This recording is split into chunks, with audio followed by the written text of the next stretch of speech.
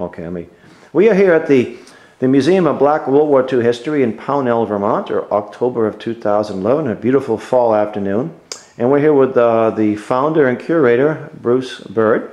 Mr. Bird, what motivated you to start a museum, and especially here in Vermont? Well, I've been studying World War II, reading the history. I've been building models. I've been collecting militaria since the 1950s.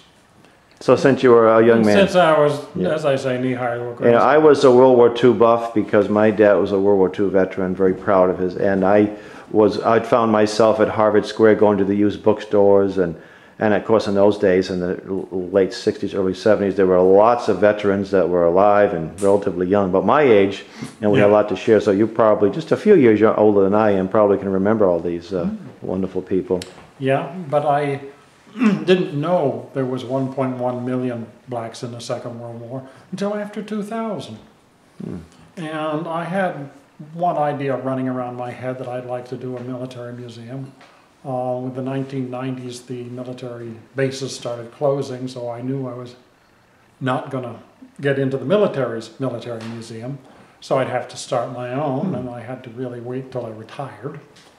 And it was a case of everything happened at the same time. The building became available. I finally decided on what my subject would be, and my back started giving me trouble, so I thought I'd take an early retirement.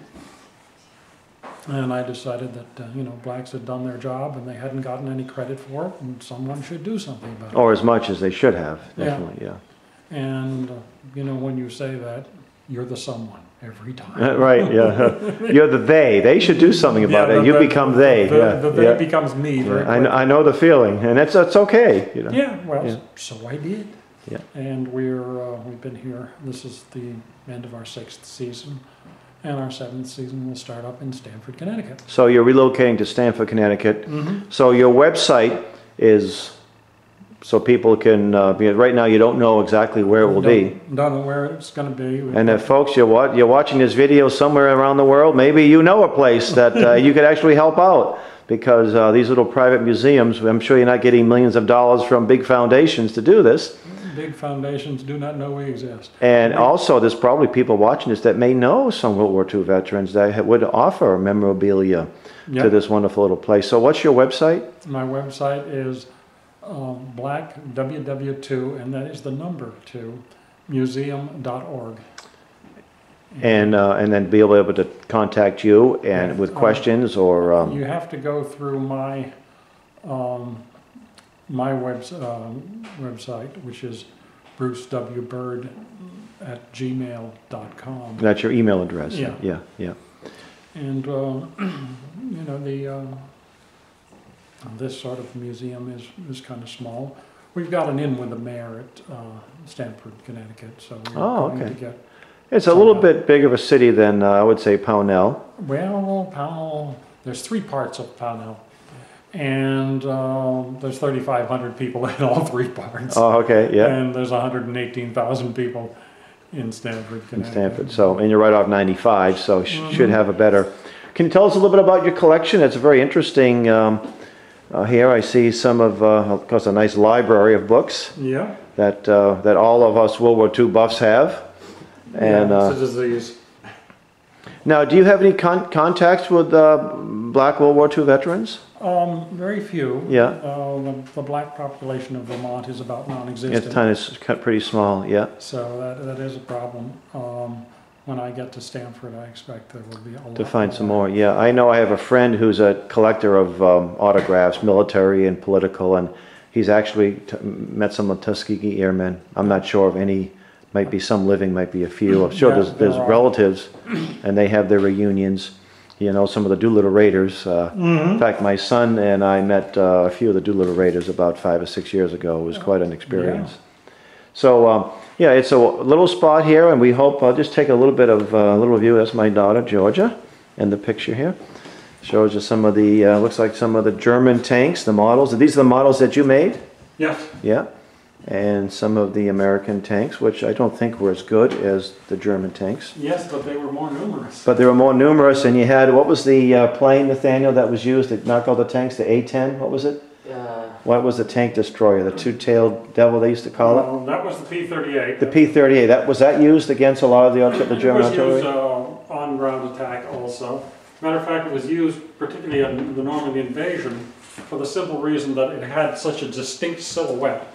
And the British used the Spitfire for the same reason. Because the Navy has a tendency to shoot at everything. Oh yes, and there was a lot. Yes. So does the Army. So there's always a problem with people opening fire at, it's an airplane, I'm shooting at it. Well, the Germans made a raid on the Normandy beach.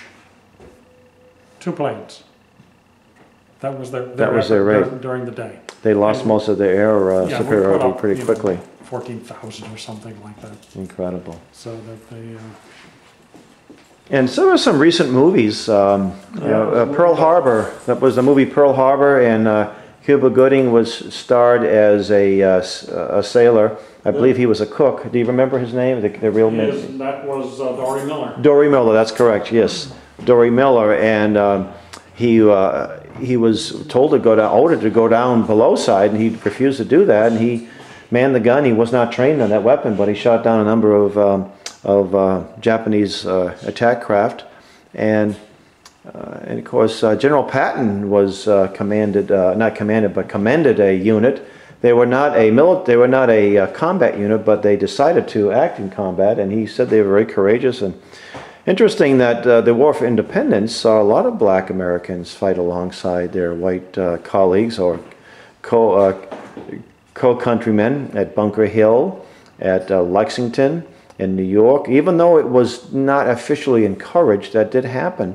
And I tell folks about Prince Esterbrook. I did a little video about Prince Esterbrook, one of the men that was wounded at Lexington.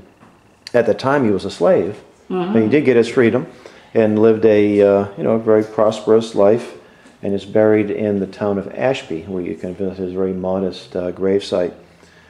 And personally, I don't like the notion of black history or white history. I just think that blacks and whites have all had a lot to offer this country, and I don't think we should segregate history like we segregated other things. Yeah, we got a Black History Month, and they didn't do anything for the other 11 months. It's ridiculous. Yeah.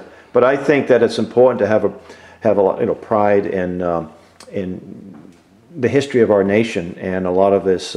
Here's a focus. Here's a.